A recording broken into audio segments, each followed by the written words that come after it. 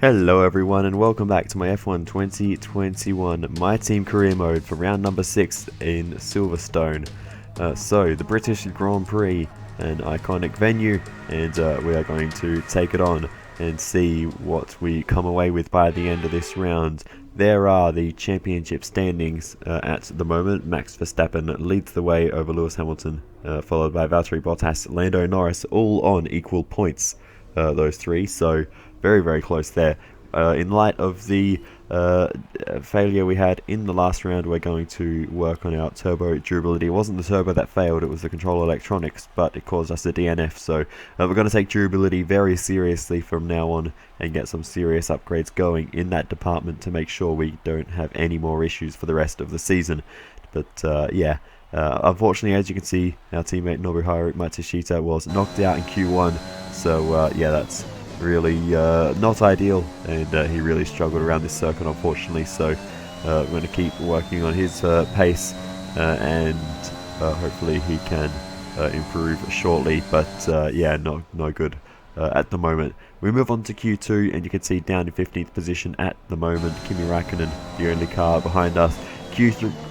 End of Q2 rather, we tried to get another lap in, but we ran out of time. You can see he even cut the club section to try and get to the line a bit faster, but even if we made it to the line in time, we would have invalidated our lap by doing that. So yeah, we didn't quite get that last lap in, and we're going to remain in 15th position. To be honest, it's not the worst place to start. Another position or two would have been good, but at the end of the day, it's about where our car is. Not quite as good as the midfield, but ahead of the Alphas, Hasses and Williams. So that's where we qualified, and hopefully we can move forward from there in the race with a bit of strategy, bit of potentially some chaos for the cars ahead. You never know what might happen. So yeah, you can see there, just checking the race director as well to see the penalty for that, making sure we weren't going to get like a grid drop or anything like that. But no, it's all good. We're going to start in 15th position, so let's just get into the race and see what it has in store for us. The McLaren's looking very good throughout the recent races as well. They're finding some form and actually gaining some time, some lap time relative to the leading cars. So let's get into the race. Great Britain then, one of only two countries to have held a Grand Prix in every single year of the Formula One World Championship. And the circuit extends that record further for today's Grand Prix. With good opportunities to overtake at the end of the Wellington and Hangar Straights, there's a lot of potential for close action around the 3.6 miles of the Silverstone circuit. With 18 corners and average lap speeds of around 145 miles per hour, it's also one of the longest and quickest circuits on the calendar. A warm welcome to Anthony Davidson, who's beside me in the commentary box today. Why don't we start by talking about Valtteri Bottas? That was a great win in the last race. Can they keep that momentum going this weekend? It's always nice to come into a Grand Prix weekend on a high, but your expectations are based much more on your practice and qualifying runs. So it's the momentum from those sessions that they'll be hoping to carry into the race today.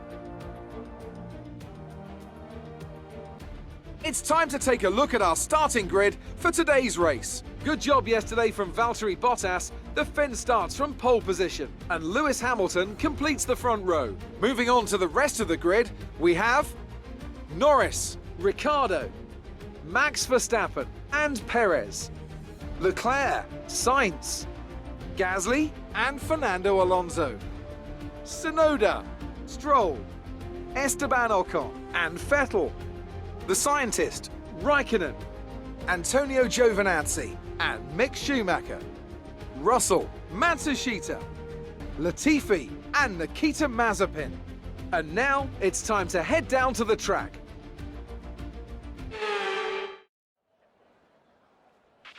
Okay, here we go. I know what you can do. Don't let me down. Alright, so here we are on the grid then for the British Grand Prix. Soft tyres to mediums will be the strategy, but look just above that, you can see the rain forecast for the entire race, so it probably won't be long really until we switch to the intermediate tyres, but yes, it is going to rain for the entirety of the race, it seems, and it will be getting heavier in the latter stages, so yeah, that will certainly mix things up as we get ready to now go to the 5 red lights.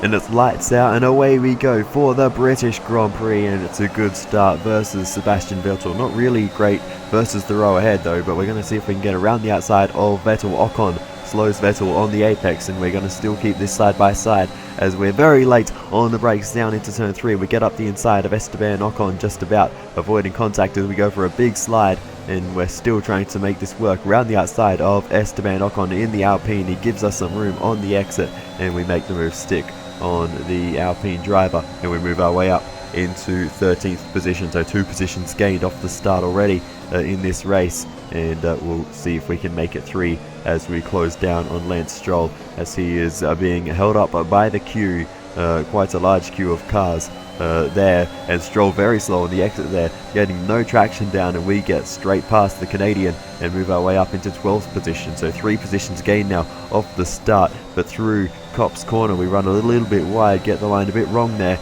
and Stroll straight back through, and he retakes 12th position. We continue on and continue to try and fight with Lance Stroll, not far away from some rain, as Jeff is now saying, so if the rain was not already falling at the start of the race, it will be very, very shortly, and it will soon be time to put the intermediate tyres on. Meanwhile, Esteban Ocon looking behind us, very close under the rear wing, and he makes the move around the outside through the left-hander in the middle of Maggots and Beckett's, as we were very slow through that section, getting the line completely wrong for us. But we're going to see if we can get back down the inside and make the move stick on Esteban Ocon. He switches back, and we're still going to keep this fight going through Stowe, now into Club, down the inside of Esteban Ocon, and we get the move done on the Frenchman and just about maintain 13th position. Brilliant. Nice move. And now we can try and push away from Esteban Ocon once again, but he's been really putting the pressure on, and to be fair, he is in a faster car, so it will be difficult to hold him back, but we'll see what we can do as we continue on. You can see him up the inside again as we try and go around the outside. This is through Copse, and we're going to try and keep this going through Maggots and Beckett's. There's no way we're going to keep side by side through there, and Esteban Ocon holds on once again, and we just don't have the pace of the Alpine car. It's that simple at the moment, especially in these slightly slippery conditions. But as we continue on, you can see we're still close to Esteban Ocon. We've been able to keep up through the rest of the lap, but it's just not really enough to make a re-overtaking move at the moment. And every time we get to Maggots and Beckett's, I always get the lines a bit wrong, always make small mistakes. There's an off there at the end of Maggots and Beckett's as we just about get out the way for Sebastian Vettel, who also has more pace. Light rain will stay with us for at least 20 minutes, maybe more. Light rain is here to stay. Dries seem like the best tyre for now. And yeah, officially light rain conditions on lap 7 of the race. Keep taking care of them. And the tyres are still good at the moment. So hopefully the cooler conditions at the moment will look after the tyres, and they'll last until we need to switch to inters, which surely is not far away. We continue on then, and we're under siege from the Alfa Romeo car there of Antonio Giovinazzi. We're holding him off, taking the inside line there, and making sure we remain ahead of the Italian and maintain 15th position at the moment. It's really not a great position to be in, to be honest. We're being attacked by Alfa Romeos. They're a slower car than us, but we just don't have the pace today as they go around the outside once again. But we're once again able to hold off Antonio Giovinazzi, and we're going to continue to maintain this defense as we slide our way through the final few corners here. So the grip definitely dropping, but it's been a few laps from when the rain started falling, and still no sign of moving on to the intermediate tyres. Meanwhile, as you can see, Nicholas Latifi pulling off the road with a mechanical failure. Unfortunate for the Canadian, he is out of the British Grand Prix. Then we continue on. That's Charles Leclerc exiting pit lane. He's just put a set of medium tyres on, so he thinks that we won't be going to intermediates anytime soon. With those mediums on, he's going to go quite a while longer in this race, it seems, and that is a cause for concern for us if that is the case. I'm planning to run these soft tyres until it's time to put the inters on, but maybe I should have started on the mediums if I was banking on that strategy. But with rain forecast for the entire race. I didn't think it'd be too long. Is 2.8 seconds. Until we switched to the inters, but it's been raining the whole time. We're now on lap 23 in this race, and it's still not time to put the intermediate tyres on. We've moved our way up into P13 as more cars have made pit stops, and we've gained positions that way, but we're really lacking a lot of pace at the moment. It's not a perfect situation, but I don't think we have cause to move on to a different tyre yet. And yeah, it's still not time for The intermediates. gap to the car ahead is 15.0 seconds. And to make matters worse, we may be up into 11th position now, but we're having to defend hard from Fernando Alonso, who is about 3 seconds a lap faster than us on new tyres in these conditions. I've just got no pace. These tyres are pretty much dead at this point. Light rain will stay with us for at least 20 minutes, maybe more. Light rain is here to stay. Dries seem like the best tyre for now. The understeer I'm getting compared to Fernando Alonso, who to be fair is in a faster car, is just, you can't account for that, and it's very difficult to fight him off at the moment. I'm doing my best to make good corner exits to make it difficult for him to pass in a straight line, and then just trying to defend into the corners. As you can see, that is exactly what we're doing here, but This light rain is going to be with us for a while now. defending into corners and then getting good exits is not an easy combination. But anyway, Alonso down the inside, we fire the car in around the outside. We're still wheel to wheel. We run a little tiny bit wide, but we're still side by side with Fernando Alonso as we get back up the inside into the final corner, and we just about hold that position. But Alonso looking very, very speedy at the moment, but we're going to fight this. This is for position. We're in 11th. If anything happens in the top 10, we'll be in the points, so we might as well fight for these positions. Points are all that matters to us in the position we're in, so it is very, very important we maintain every position we can, even if we're fighting cars considerably faster. It is worth trying to put up that fight. So as we continue on, continue to slide, as the grip continues to lessen around the circuit, you can see it's just not working out for us in this one. That is Pierre Gasly getting around the outside of Fernando Alonso as we hold up the Spaniard. Okay, even though we're seeing cars struggle in these conditions, if we pit for inters now, we're going to be too slow and we'll burn them out. Make the best of it for the time being.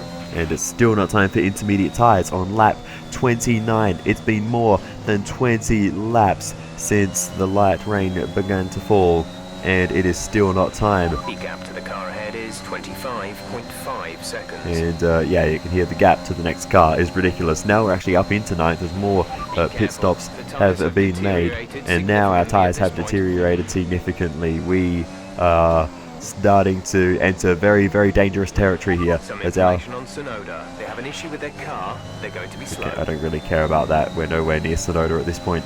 He is well ahead of us. But yeah, our tyres are heading into puncture territory very, very shortly. And that is Pierre Gasly, Fernando Alonso, both crashing out of this race. Pierre Gasly losing the rear end on the curb into the wall, and he took Fernando Alonso with him. So unfortunate for Fernando Alonso, innocent in that incident, and he has just been smashed out of this race. Pierre Gasly just lost the rears on that curb all of a sudden. Very, very slippery there on that exit curb there of Aintree.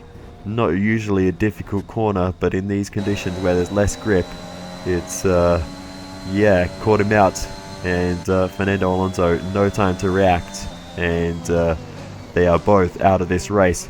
What a change in fortunes for those two who were fighting for some edge points in this one, and now they will both DNF in this race.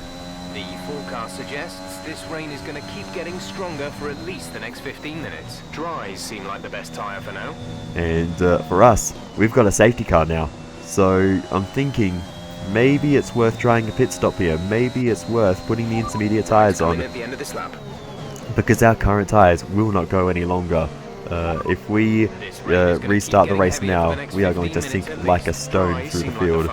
Jeff is still saying dries are the best tyre, so we're going to box, we're going to put intermediate tyres on, and we're going to see. Give that position back. We are under safety car conditions and cannot overtake. We're going to see what these Return to intermediates position. will do in these conditions. We won't really get a proper idea until the green flag falls once again, but it's worth a try because these tyres are dead. There's no point putting new slicks on. We might as well take the free pit stop while we can and see what we can do. But yeah, we need to take this risk. So intermediate tyres on, and we'll see what kind of grip they offer up in these conditions. Surely now it is time for the intermediates. It's been about 25 laps, more than 25 laps since the rain started falling. So surely now is the time for intermediate tyres. But we will only find out, of course, on the restart. Initially, coming out of pit lane, they seem okay.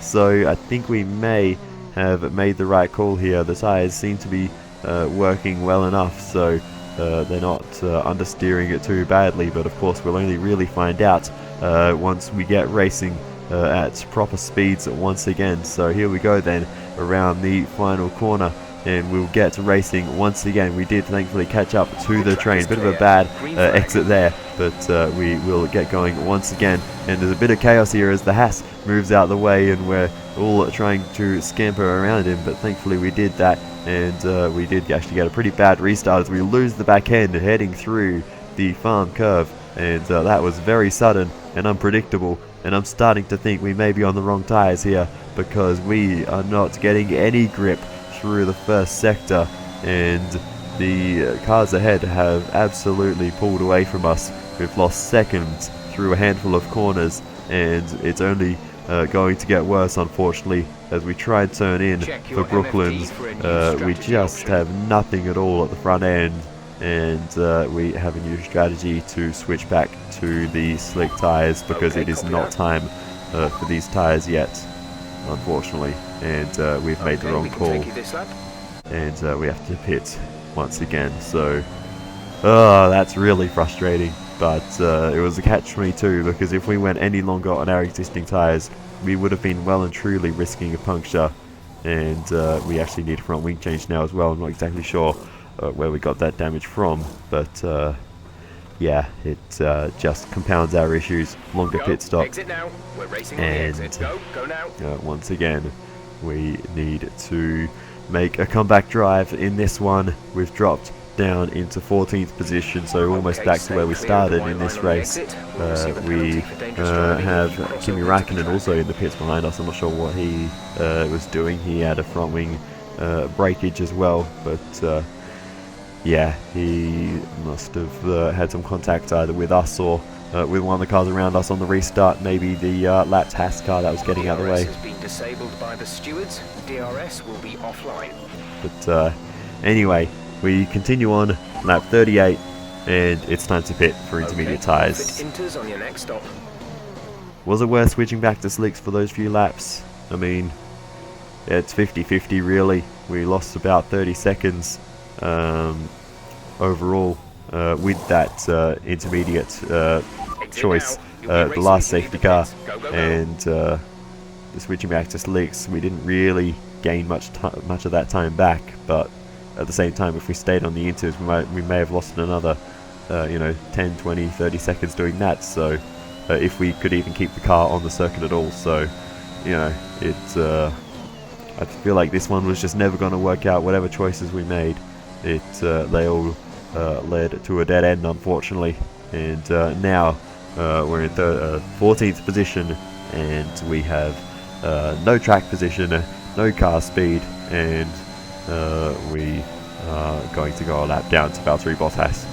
So yeah, that's really unfortunate. Lando Norris actually sitting up in second position. I said the McLarens have pace, so he's having a great run with Verstappen in third and Ricciardo up there as well. To stay a while. Doesn't look like it's moving anytime soon. It's hard to say if inters or wets are better right now. And now just 12 laps after we put the inters on, it's time to put the wets on.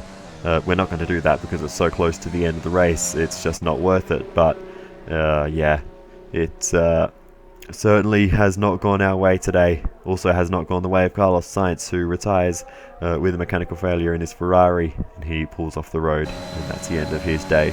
he'll be off for an early bath. He's already having a shower at the moment as he walks back to the garage. But there you go, there's Lando Norris and Max Verstappen heading past us as we are now on the penultimate lap. They're on the final lap as they're a lap ahead, but just slightly further ahead on the final lap is this man, Valtteri Bottas, as he rounds the final corner. He is going to win the British Grand Prix. Valtteri Bottas wins at Silverstone, and it's a great performance in the wet conditions for him as we actually get back up the inside of Verstappen there, a little bit misjudging the brakes there, and we are still fighting with him side by side as he is not trying to get past us at any great rate, but we will eventually cross the line behind him and just in ahead of Lewis Hamilton. Obviously not fighting them for actual positions though. Sebastian Vettel gets the driver of the day. What a disaster. Well, they've done a brilliant job, I must say, under some intense pressure to take a well-earned victory here at the British Grand Prix. Anthony, tell me, what was it that helped them achieve this success? Without a doubt, the safety car changed everything today. The key to their success was keeping calm and reacting to the situation quickly. We've seen teams in the past throw away wins because they were too hesitant, but here they were decisive, and that's allowed them to take the advantage.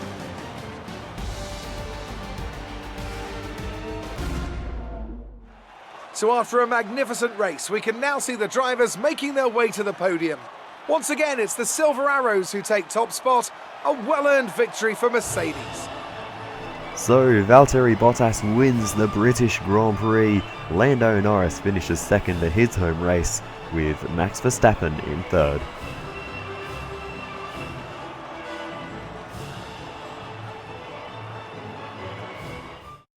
And now let's take a look at the drivers' standings. Despite the best efforts of our championship leader, that lead has taken a bit of a knock today. Let's focus on the driver of the day. Anthony Davidson, who do you pick? Sebastian Vettel would definitely be my first choice. He showed up a lot of the drivers out on the track today and didn't show any signs of slowing down. Let's move on to the Constructors. Mercedes continue to extend their lead. There was also a strong showing from the McLaren team today as they make their way up the standings. Well, Ant, an end to another fantastic weekend of racing. Thanks to everyone who joined us, and we'll see you for the next one. Well, there we have it, to the end of the British Grand Prix, and with that result, Verstappen maintains his lead in the championship, Valtteri Bottas up into second, Norris third, Hamilton fourth. At the moment, Mercedes lead the Constructors ahead of McLaren and then Red Bull. I said McLaren are fast, and Lando Norris, an early championship leader, of course, and Ricciardo started to get on top of that car and scoring some hefty points as well. He beat Sergio Perez in this race, along with Charles Leclerc, so Ferrari are getting up there as well. They had that little reliability issue with Carlos Sainz though, who didn't make it to the end, so unfortunately they need to sort that out if they want to get properly into that lead fight. But the pace is there on the right day at the right circuits. The pace is there for those teams, so real solid signs of improvement by McLaren and Ferrari as they try to cause a few upsets amongst the title contenders of Verstappen and well, Bottas now is his main rival, with Norris scoring second, keeping a good string of points for him going, along with of course Lewis Hamilton. You can never count him out, but he hasn't had the greatest start to this season, so yeah, it's going to be an interesting one throughout the rest of the season, but of course we'll see how it all plays out over the next 10 races. So nearing the halfway point in a few races time, so that'll make things interesting as we head into the closing stages. Who can keep the momentum going? Can Lando Norris keep this run of form that's kept him sort of vaguely in the title fight, or will Lewis Hamilton, will he pick things up again? He's currently not in the top 3 in the fight, so he will certainly need a solid second half of the season if he's going to close the gap to Max Verstappen and keep his title hopes alive. And as well, can Red Bull as a team do better? Because as well as Max Verstappen's doing, Perez has not been unfortunately scoring the points that he would be expecting himself to score in that car, and it's not really been going his way, and that is not so great bit of racecraft there. But anyway, yeah, it was a real struggle this race for us. I've been kind of avoiding talking about our race because it was just a disaster. It was all going so well at the start. We needed that crossover point to come 5 laps earlier, and it would have been perfect. We would have switched to the intermediate tyres at the perfect time, would have gained a whole bunch of places. We could have even led the race if things went our way. If we pit, for instance, under that safety car and the crossover point came just after that, that would have been perfect. And we would have jumped the whole field and we would have scored a bunch of points, but just wasn't our day. And we don't even get an interview after the race. Well, we lose out again to Pierre Gasly in our rivalry, and yeah, that's a lost cause. But still, we get a bit of acclaim for that. Unfortunately, the sponsors won't be happy. We didn't score points as a team. Matsushita, unfortunately, when that safety car came out, he was already a lap down, and yeah, that really rather ruined any chance he had in this race.